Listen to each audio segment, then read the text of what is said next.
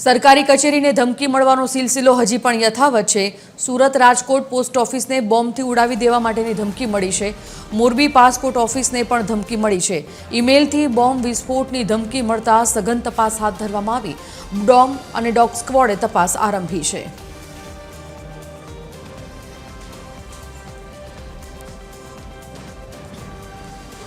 રવિ મોટવાણી સંવાદદાતા phone line પર જોડાઈ ગયા છે। રવિ, ઈમેલથી ધમકી મળી છે અને હજી આ બોમ્બ માટેની ધમકીનો સિલસિલો યથાવત છે। રાજકોટમાં ધમકી મળ્યા બાદ કેવા પગલાં સુરક્ષાના? જી સંજીવની, જરૂરથી જણાવી દઉં, બોમ્બથી ઉડાડી દેવાની ધમકી સતત રાજ્યના જુદા જુદા શહેરોમાં જુદી જુદી કચેરીઓને મળી રહ્યા છે।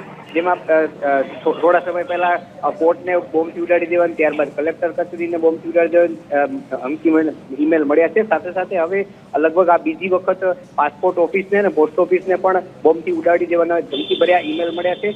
આ ધમકીભર્યા ઈમેલ મળતાની સાથે જ એસઓજી છે, બોમ્બ સ્ક્વોડ છે, ક્રાઇમ બ્રાન્ચ છે સહિતની અને સ્થાનિક પોલીસ છે તુરંત સ્થળો પર પહોંચી જાય છે, તપાસનો ધમધમાટ શરૂ કરે છે ડોગ સ્ક્વોડની મદદથી।